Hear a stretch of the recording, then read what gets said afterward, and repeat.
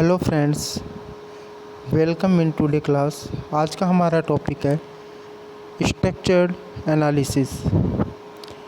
Last video session में हमने पढ़ा था कि स्ट्रक्चर जो सॉफ्टवेयर एनालिसिस होता है वो क्या होता है।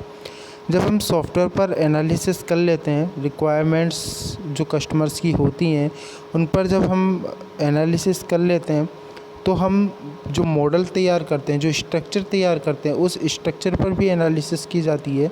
तो आज का हमारा टॉपिक इसी से रिलेटेड है कि स्ट्रक्चर एनालिसिस होता क्या है। तो शुरू करते हैं friends. Structured analysis. The structured analysis is a classical modelling method. ये क्या होता है? क्लासिकल मॉडलिंग मेथड होता है, यानी कि एक क्लासिकल मॉडल को बनाने का एक मेथड होता है, एक तरीका होता है। यहाँ पर आप स्ट्रक्चर पर जब एनालिसिस करेंगे, आपने रिक्वायरमेंट्स पर जब एनालिसिस की तो आपको बहुत सारी प्रॉब्लम्स को, छोटी से छोटी प्रॉब्लम्स भी आपको पॉइंट आउट हुई और आपने उन सभी प्रॉब्लम का एक बेटर सॉल्यूशन निकाला। जब रिक्वायरमेंट्स को एनालिसिस कर लिया आपने, तो आपने कोडिंग करने से पहले मॉडल बनाया, एक स्ट्रक्चर बनाया कि हम इस मॉडल को काम में लेते हुए यहाँ पर कोडिंग करेंगे। तो उस मॉडल पे भी हम क्या कर रहे हैं? एनालिसिस कर रहे हैं, जिससे कि क्या होगा कि अगर वहाँ पे भी हमें कोई कमी नज़र आती है तो हम हमारे पॉइंट ऑफ व्यू से उसे क्या कर सकते हैं? सही कर सकते हैं, जिससे कि सॉफ्टवेयर बनने के बाद किसी भी तरीके की प्रॉब्लम ना आए, हमारा सॉफ्टवेयर बिल्कुल सही बने, उसका रिजल्ट बिल्कुल एक्यूरेट आए, यानी कि हमारे सॉफ्टवेयर की एक्यूरेसी और इफ़िशियंसी दोनों बहुत अच्छी हो और उसमें कस्टमर की सभी रिक्वायरमेंट्स फुलफ़िल हो रही हो। तो यहाँ पे जो स्ट्रक्चर एनालिसिस है, ये एक क्लासिकल मॉडलिंग मेथड है। या हम अगर इसके बारे में और डिस्क्राइब करें स्ट्रक्चर एनालिसिस के बारे में, तो हम कह सकते हैं कि structured analysis is a model building activity, यानी कि जो एक्टिविटी होती है कि आप क्या करने वाले हैं या क्या क्या आप करेंगे, उन सबको एक्टिविटी को बनाने का एक क्या है? मॉडल है। It uses the operational analysis principle. ये क्या करता है? ऑपरेशनल एनालिसिस प्रिंसिपल, जो हमने लास्ट वीडियो सेशंस में हम पढ़ चुके हैं कि जो एनालिसिस के इनके प्रिंसिपल्स क्या होते हैं। तो ये क्या करता है कि ऑपरेशनल एनालिसिस प्रिंसिपल को काम में लेता है, जिससे कि we create and partitions data, जिससे कि हम डेटा को बनाते हैं किस तरीके से, उनका पार्टीशन करके, उनको अलग करके, या हम में से बोलें कि हम उनकी मॉडलिंग कर देते हैं, जिससे कि क्या होता है?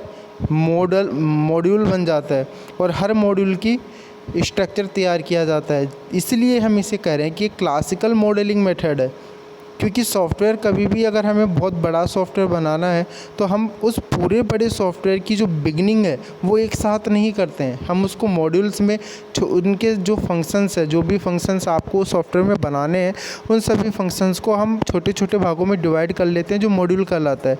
तो यहाँ पे भी क्या किया जाता है कि जो ऑपरेशनल एनालिसिस के प्रिंसिपल्स हैं उनको काम में लिया जाता है, जिससे कि आप डेटा को बना सकें या उनको अलग कर सकें, या आप क्या कर सके? Functional and behaviour models that depict of what must build, यानी कि क्या बनाना ज़रूरी है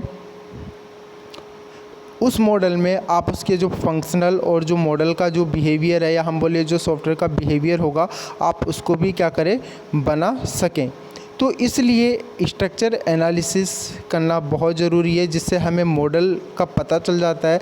और अगर हम देखें तो एक्चुअल में जो मॉडल होता है वो हमारे सॉफ्टवेयर की डमी होती है, क्योंकि मॉडल में जिस तरीके से डेटा वर्किंग कर रहा है, जो डेटा का फ्लो चल रहा है, जो डेटा का इनपुट आ रहा है, जो आउटपुट आ रहा है, वैसा ही हमारा सॉफ्टवेयर जब हम बन जाएगा तो भी प्रैक्टिकली वैसा ही होगा। तो इसलिए यहाँ पे जो स्ट्रक्चर आप बना रहे हो, या हम बोले जो मॉडल आप काम में ले रहे हो सॉफ्टवेयर बनाने के लिए, उस स्ट्रक्चर की या उस मॉडल की एनालिसिस करना भी बहुत ज़रूरी है, जिसको डेवलपर द्वारा, जिसको हम बोलते हैं एनालिस्ट के द्वारा की जाती है।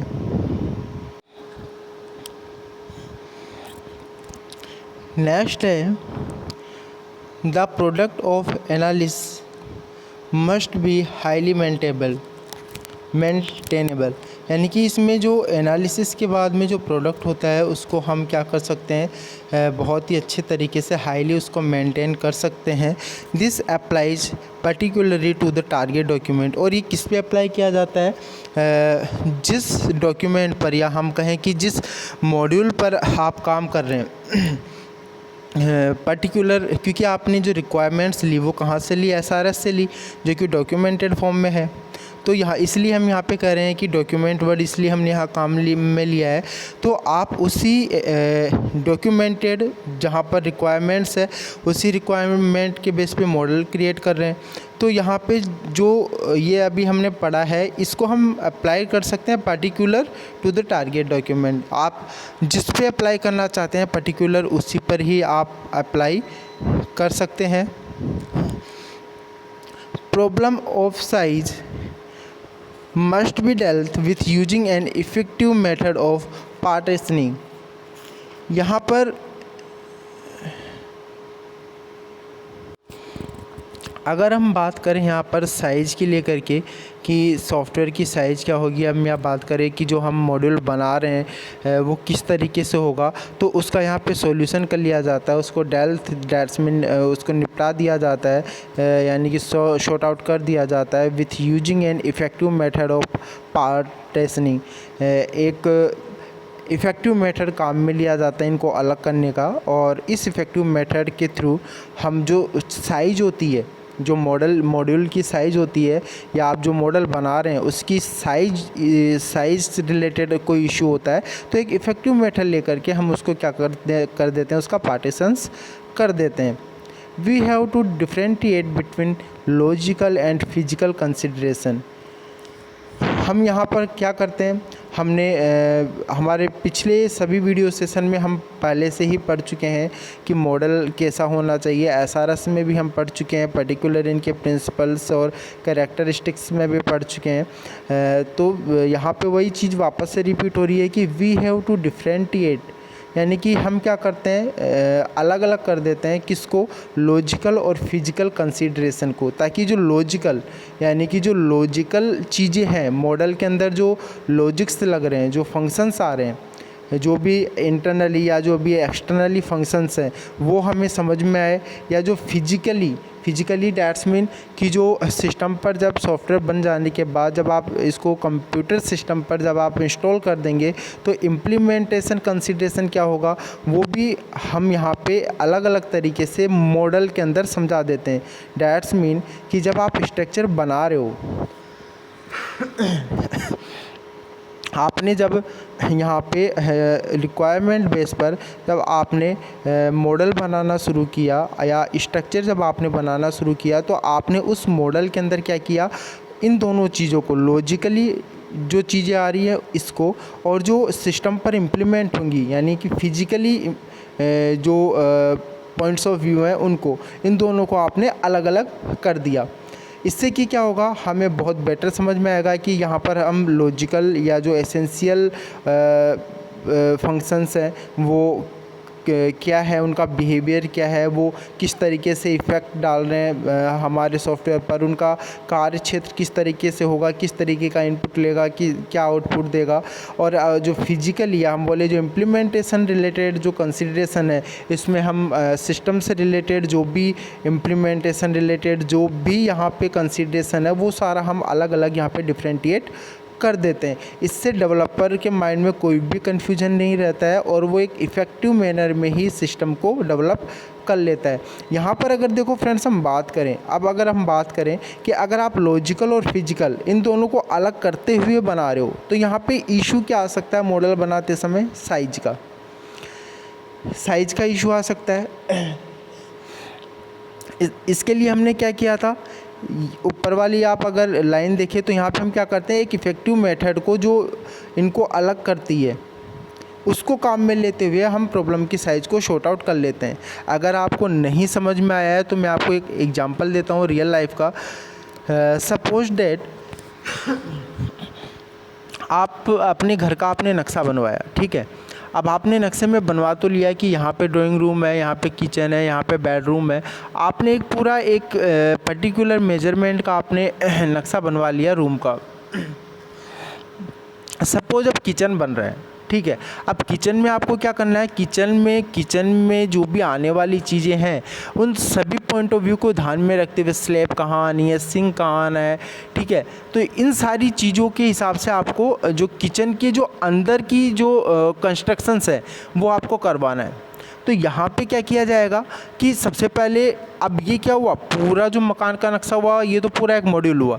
अब जब किचन के अंदर के कंस्ट्रक्शन की बात आती है तो उसको अलग से डिज़ाइन कर लिया, उसको अलग से उसका नक्शा बना दिया कि ये किचन इतना बड़ा किचन है, इसकी मेजरमेंट इतनी है, ठीक है। यहाँ पे वॉल है, यहाँ पे एडजस्ट लगना है, यहाँ पे फ्रीज आएगी, यहाँ पे ये सिंक लगना है, यहाँ पे ये चीज़ आनी है, यहाँ पे ये चीज़ आनी है। तो ये पर्टिकुलर क्या किया, उसको डिज़ाइन कर दिया। तो इससे क्या हो गया कि जो पूरा जो हमारा नक्शा था मकान का, उसका हमने पार्टीशन कर दिया कि रसोई का अलग हमने डिज़ाइन कर दिया पूरा, कि जो हम मेजरमेंट दिया था प्रॉपर उसके हिसाब से इंटरनली जब हम उसको कंस्ट्रक्ट कर रहे हैं रसोई को, तो वो किस तरीके से बन रही है। या बेडरूम को हमने क्या कर दिया, पर्टिकुलर उसका भी नक्शा अलग से ही बनवा दिया। तो यहाँ पे भी हम क्या कर रहे हैं कि हमारे पास में अगर हमारा मॉडल बड़ा बन रहा है साइज़ में, तो हमें कोई भी इफ़ेक्टिव मेथड काम में लेते हैं और उसको हम क्या करते हैं, अलग अलग कर देते हैं। और अलग अलग करने के पीछे यही नतीजा है फ्रेंड्स कि अगर आपको अलग अलग कर दोगे तो आपको चीज़ें बहुत आसानी से समझ में आ जाएगी। और एक साथ अगर आप हर चीज़ों को लेके चलोगे तो एज ए डेवलपर आपको बहुत सारी कॉम्प्लेक्सिटी को फेस करना पड़ेगा। नेक्स्ट है यहाँ पर graphics have to be used. और यहाँ पर जब आप मॉडलिंग करते हैं, डैट्स मीन जब आप स्ट्रक्चर तैयार करते हैं, मॉडल तैयार करते हैं, तो हमें पता ही है कि जब भी हम मॉडल तैयार करेंगे या किसी भी चीज़ का स्ट्रक्चर बनाएंगे तो उसके लिए हमें ग्राफिक्स को काम में लेना ही पड़ेगा। सेम कॉन्सेप्ट यहाँ भी इम्प्लीमेंट होता है कि ग्राफिक्स यहाँ काम में ली जाती है। And some mean of keeping track of and evaluating interface, जो भी इवेल्युएटिंग इंटरफेसेज हैं, जो इंटरफेस हैं, जो भी इंटरफेसेज हैं उनको इवेल्युएट किया जाता है। एंड जो भी यहाँ पे हो रहा होता है उन सारी चीज़ों की क्या की जाती है, ट्रैक की जाती है, उनको ट्रैकिंग की जाती है। Help as partition our requirements and document date partitioning before specification. Specification से पहले ये जो स्ट्रक्चर एनालिसिस है ये हमें किस में सहायता करता है, partition our requirements and documents. हमारी जो रिक्वायरमेंट्स है वो रिक्वायरमेंट के बेस पे हमारा SRS कैसे बनेगा उसमें, और SRS बेस पे हमारा स्ट्रक्चर कैसा होगा उसमें, बिफोर स्पेसिफिकेशन, इन सबसे पहले ये इन चीज़ों में हमारी क्या करता है, हेल्प करता है। And new tool to describe logic and policy. यहाँ पे कुछ न्यू टूल्स भी काम में लिए जाते हैं। जब भी आप मॉडल बनाते हैं तो कुछ नए टूल्स हम काम में लेते हैं और उनका काम क्या होता है कि डिस्क्राइब करना जो भी हमारी मॉडल है या जो भी हमारा सॉफ्टवेयर है उसकी लॉजिक्स को एंड उसकी पॉलिसीज़ को, कि इसमें लॉजिक्स क्या क्या है, इनकी पॉलिसीज़ क्या क्या है, इन सबको क्या करना, डिफ़ाइन करना। तो इन सबको डिस्क्राइब करने के लिए, विस्तार से बताने के लिए भी यहाँ पे नए टूल्स काम में लिए जाते हैं। तो फ्रेंड्स ये हमारा आज का छोटा सा टॉपिक था, केवल स्ट्रक्चर्ड एनालिसिस। आई होप कि आप लोगों को ये टॉपिक समझ में आया होगा बहुत अच्छे तरीके से। अगर फिर भी आप लोगों का कोई भी इशू है तो आप वीडियो पर कमेंट कर सकते हैं। तो आज के लिए बस इतना ही फ्रेंड्स। अगले वीडियो सेशन में मैं आपके सामने फिर से किसी नए टॉपिक के साथ में आऊँगा। Till then, thank you friends.